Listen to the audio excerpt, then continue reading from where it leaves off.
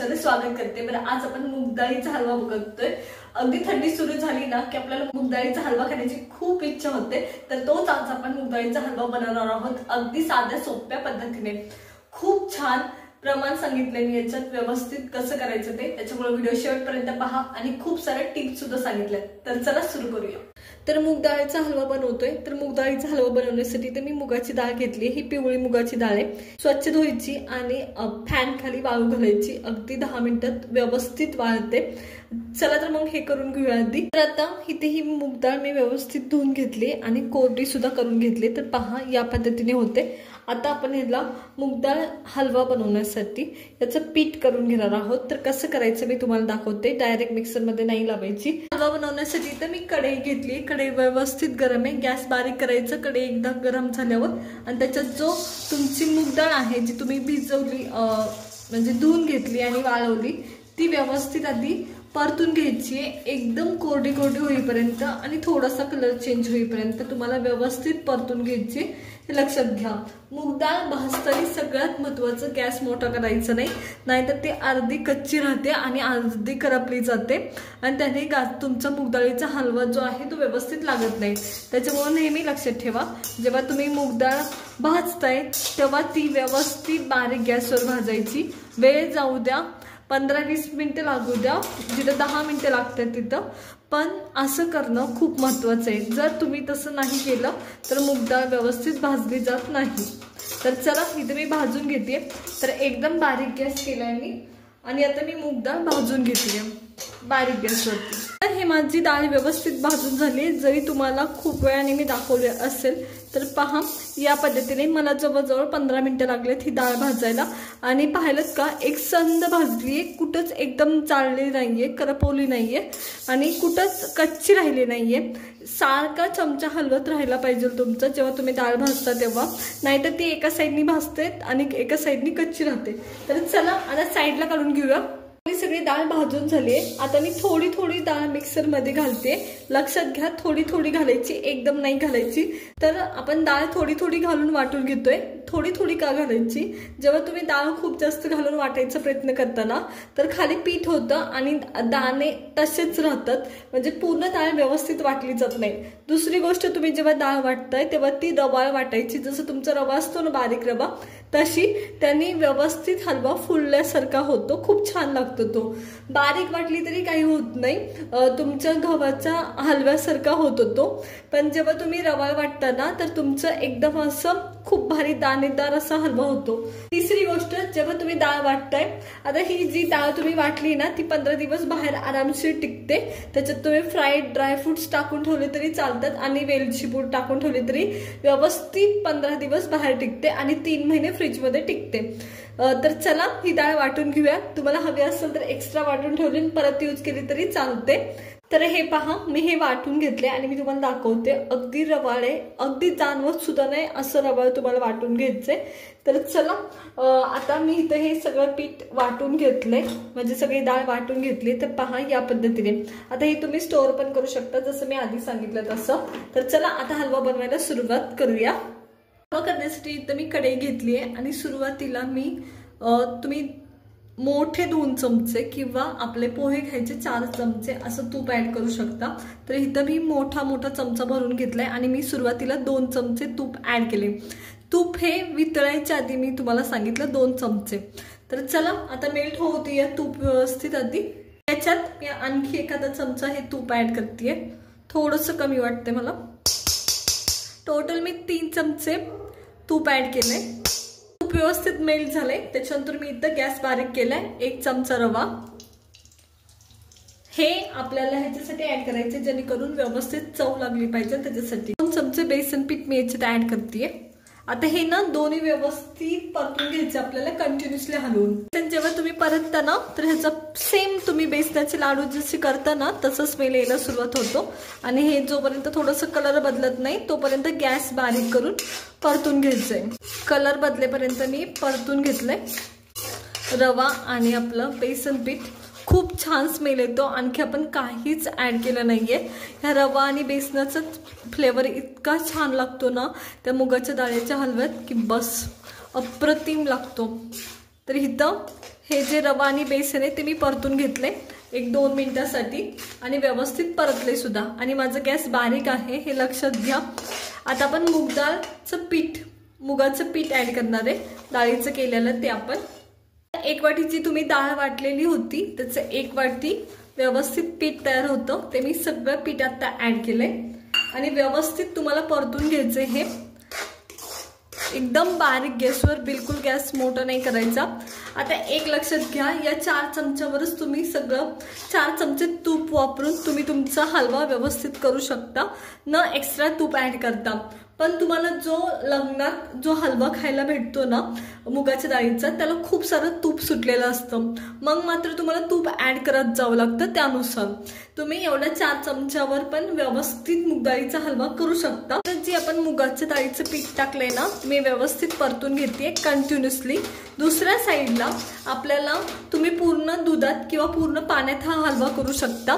मी काय करणार आहे, टोटल 3 वाटी आपल्याला पाण्याचं किंवा दुधाचं प्रमाण लागणार आहे। म्हणजे नुसतं तुम्ही कशात करताय, दूध वापरत असाल तर 3 वाटी पूर्ण दूध आणि पाणी वापरत असाल तर 3 वाटी पूर्ण पाणी गरम, तर ते लागणार आहे आपल्याला। ते एका साईडला गरम करायला ठेवायचं जेव्हा तुम्ही हे परतून घेताय त्या टायमाला। आता मी काय करणार आहे, दोन्ही समान म्हणजे 1.5 वाटी पाणी आणि 1.5 वाटी दूध असं वेगवेगळं मी गरम करणार आहे आणि ते ऍड करणार आहे। जसं तुम्ही भाजत जाताय ना तसं त्या गुठळ्या होतात ते, तर मी गुठळ्या प्रेस करून सुद्धा हे भाजून घेते। टोटल 10 ते 12 मिनिटे मी भाजून घेतलाय आता हा जवळजवळ। आणि कलर पहा, आधी सुरुवातीचा कलर हा पिवळटसर होता, आता थोडासा ब्राउनिश होत चाललाय।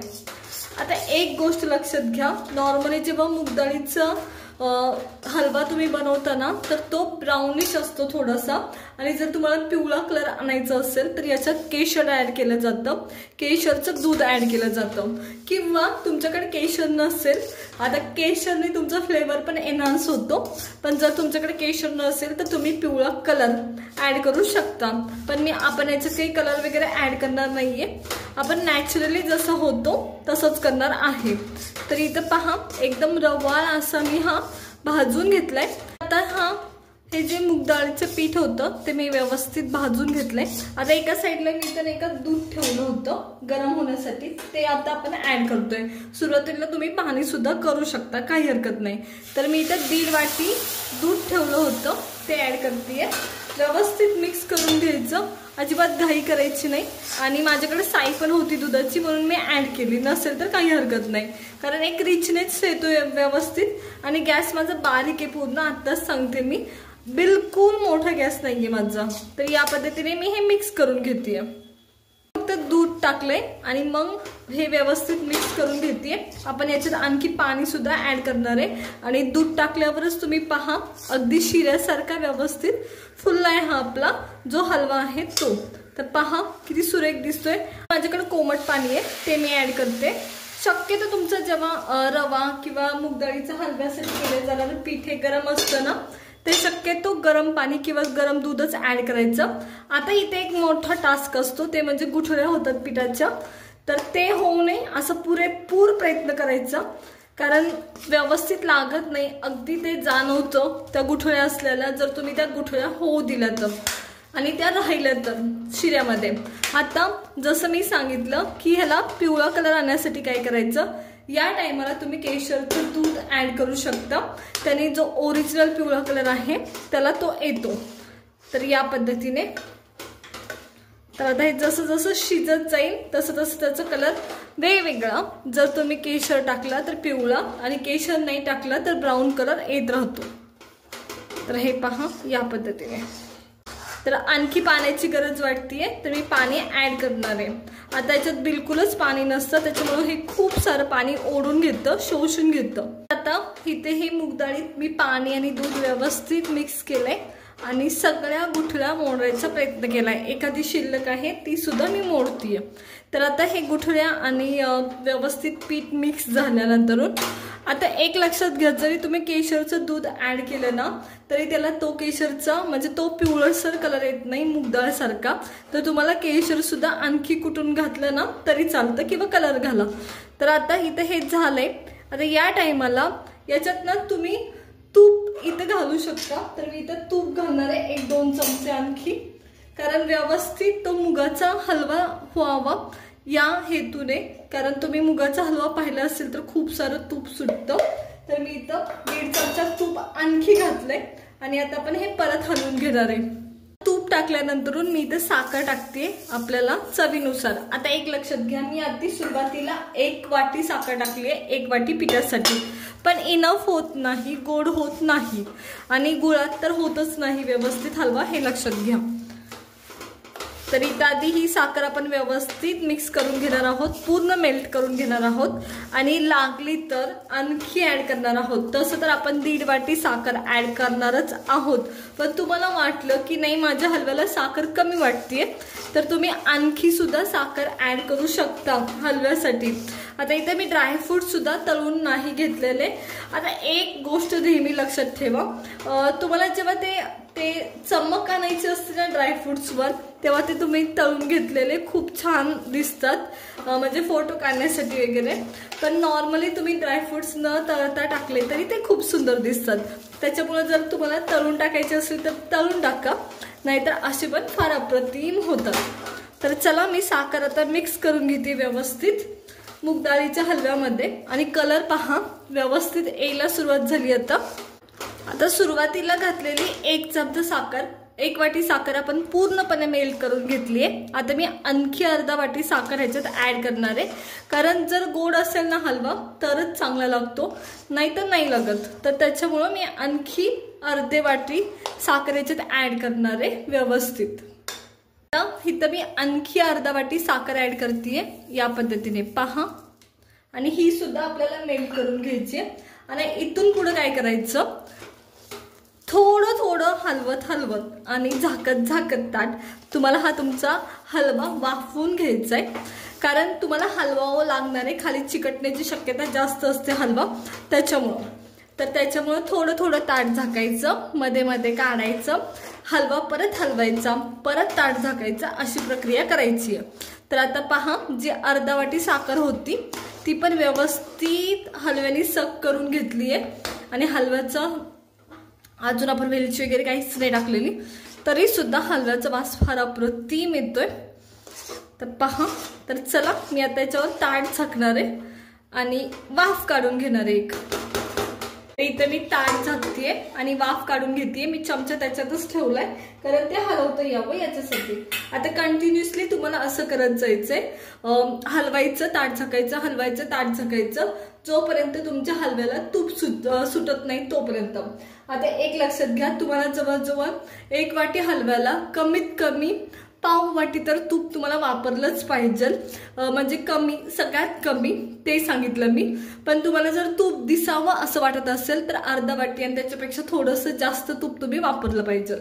कुठं कुठं टाकायचं, तर सुरुवातीला जेव्हा तुम्ही पीठ भाजतात तेव्हा आपण पाव वाटी तूप टाकतो, म्हणजे 4 चमचे. त्याच्यानंतर जेव्हा तुम्ही दूध किंवा पाणी मिक्स करता त्याच्यानंतर टाकू शकता. आणि तरी वाटतंय की तूप नाही दिसत आहे किंवा कमी दिसतंय, तर मग तुम्ही परत आणखी साखर टाकल्यावर सुद्धा तूप ऍड करू शकता. म्हणजे तूप दिसावं असं वाटत असेल तर तूप ऍड करत जाणं गरजेचं आहे. चला आता 2 मिनिटं झालेत आणि पहा, तर थोडं थोडं आपल्या हलव्याला तूप दिसायला सुरुवात झाली आहे साईडनी. आता मी हलवून घेणार आहे.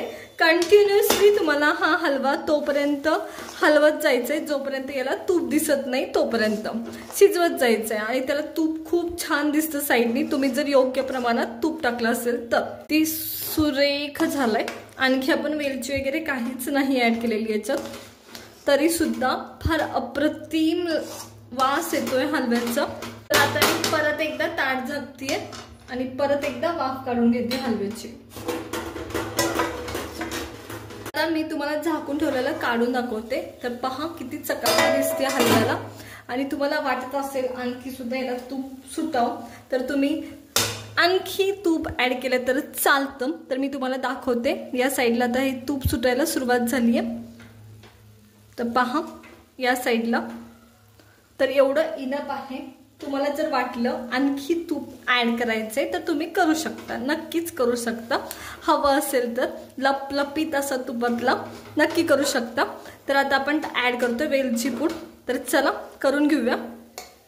जस्ट माझ्याकडे केलेली वेलची पूड आहे जी मी टरफले सेट केली आणि ती व्यवस्थित मिक्स करून घ्यायची. आता एक लक्षात घ्या, जेव्हा तुमचा हलवा गरम असणार आहे तेव्हा तो मऊसूत असतो आणि जेव्हा तो थंड होतो तेव्हा तो सॉलिड फॉर्मेशनमध्ये असतो. त्याच्यामुळं जर तुमचा हलवा इनकेस मऊसूत नाही राहिला खाण्याच्या टायमापर्यंत तुम्ही परत गरम केला तर तो परत असा मऊसूत होणार आहे. तर पहा अप्रतिम झालाय, खूप सुरेख वास येतोय. आणि आता तर चला गॅस बंद करून टाकूया आणि ड्रायफ्रूट्स ॲड करूया. मी आता ड्रायफ्रूट्स ॲड करते. आता एक लक्षात घ्या, आपण कोणताच कलर वापरला नाही, आपण केशर वापरलं नाही तरी सुद्धा पिवळा कलर आला याला. त्याच्यामुळे लक्षात घ्या काही एक्स्ट्रा वापरण्याची गरज नाही.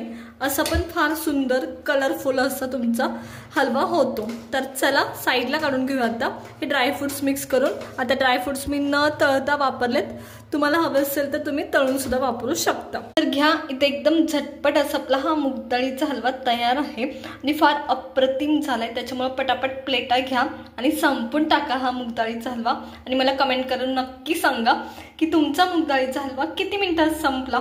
तर पहा किती सुरेख झालाय. जर रेसिपी आवडली असेल तर लाईक करा, शेअर करा आणि सबस्क्राईब करा. तर पहा किती सुरेख दिसतोय.